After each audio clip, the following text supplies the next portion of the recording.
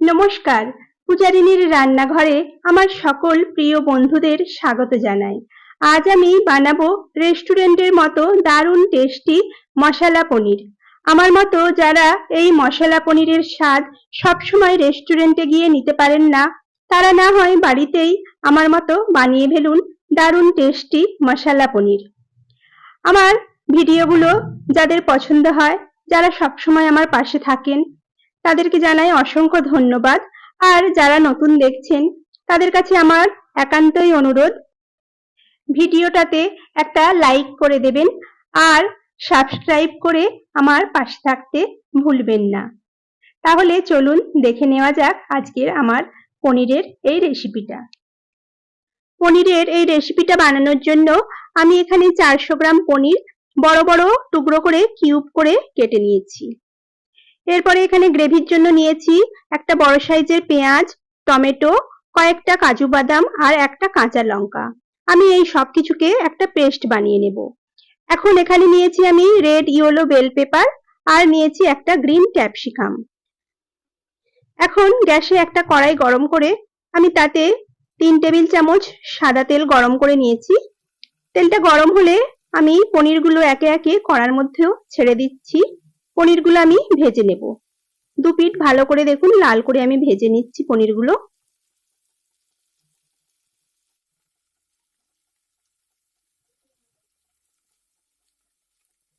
মোটামুটি দু পিঠ ভালো করে পনিরগুলো ভেজে আমি পনিরগুলো কড়া থেকে তুলে নিচ্ছি।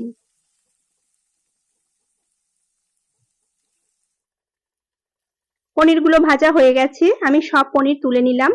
এখন এই কড়ার মধ্যেই আমি আরো 2 থেকে 3 টেবিল চামচ তেল যোগ করলাম। এখন ফোড়নের জন্য দিয়ে দিলাম দুটো শুকনো লঙ্কা, 1 চামচ গোটা জিরে আর কয়েকটা গোটা গরম মশলা। এখানে আমি দারচিনি, লবঙ্গ আর দুটো এলাচ নিয়েছি। এখন ফোড়নটা হালকা করে ভেজে নেব। ফোড়নটা হালকা ভাজা হলে আমি এখানে পেঁয়াজ, কাঁচা লঙ্কা, কাজু বাদাম আর টমেটোর পেস্টটা দিয়ে দিলাম। দিয়ে এখন খুব ভালো করে আমি মশলাটা কিছুক্ষণ সময় নিয়ে কষিয়ে নেব। মশলাটা কষাতে কষাতেই আমি এখন যোগ করে দেব গুঁড়ো মশলা।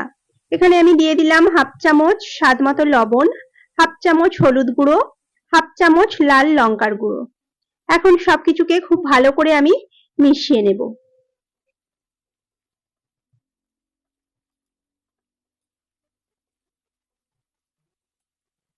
এইভাবে কিছুক্ষণ মিশিয়ে নেওয়ার পরে আমি দিয়ে দিচ্ছি 1/2 চামচ জিরে গুঁড়ো আর 1/2 চামচ ধনে গুঁড়ো। সামান্য একটু জল যোগ করলাম। দিয়ে ভালো করে আবারও আমি মশলাটাকে কষাতে থাকবো। মোটামুটি 5 থেকে 6 মিনিট সময় নিয়ে মশলাটাকে কষাতে হবে। তবে মশলাটা থেকে একটা সুন্দর ওপর থেকে তেল ভেসে উঠবে। দেখুন মশলাটা থেকে তেল ভাসতে শুরু করেছে। এখন আমি দিয়ে দেব 1 চামচ ফ্যাটানো টক দই আর দিয়ে দিচ্ছি 1 চামচ ফ্রেশ ক্রিম। আমি এখানে টক দই আর ফ্রেশ ক্রিম দুটোই ব্যবহার করেছি। আপনারা যদি হাতের কাছে না পান তাহলে শুধু টক দই দিয়ে এই রান্নাটা করতে পারেন। টক দই আর ফ্রেশ ক্রিমটা দেওয়ার পরে আমি আরো কিছুক্ষণ কষিয়ে নেব। এরপরে আমি দিয়ে দেব ছোট ছোট টুকরো করে কেটে রাখা রেড ইয়েলো বেল পেপার আর গ্রিন ক্যাপসিকাম আর দিয়ে দিলাম 1/2 চামচ গরম মশলার গুঁড়ো। দিয়ে ভালো করে আমি একবার সবকিছুকে মিশিয়ে নিচ্ছি।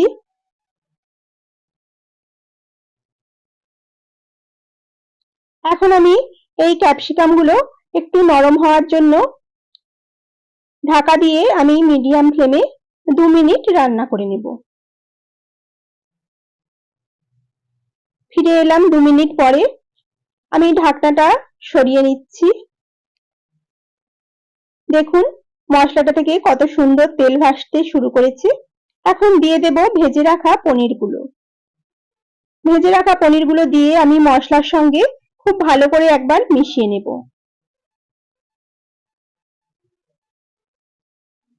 দেখুন সমস্ত কিছুকে আমি মিশিয়ে নিয়েছি। এখন দিয়ে দেব পরিমাণ মতো জল।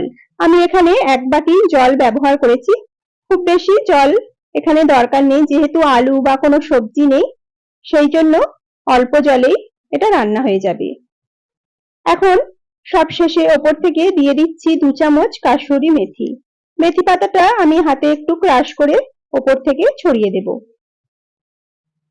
একটু মেথি পাতা সবশেষে পনিরের যে কোনো রেসিপিতে দেওয়ার চেষ্টা করবেন, তাহলে এর স্বাদটা খুবই সুন্দর হয়।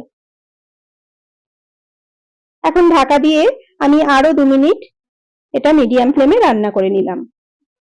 দেখুন ঢাকনাটা খুলে দেখিয়ে দিচ্ছি, গ্রেভিটা আমি ঠিক এইরকম রেখেছি।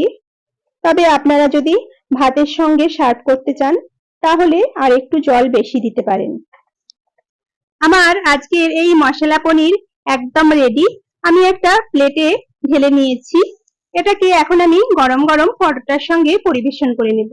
তবে আপনারা চাইলে ভাত, রুটি, লুচি যে কোনো কিছুর সঙ্গেই খেতে পারেন। আমার ভিডিওটি ভালো লাগলে একটা কমেন্ট করে জানাবেন।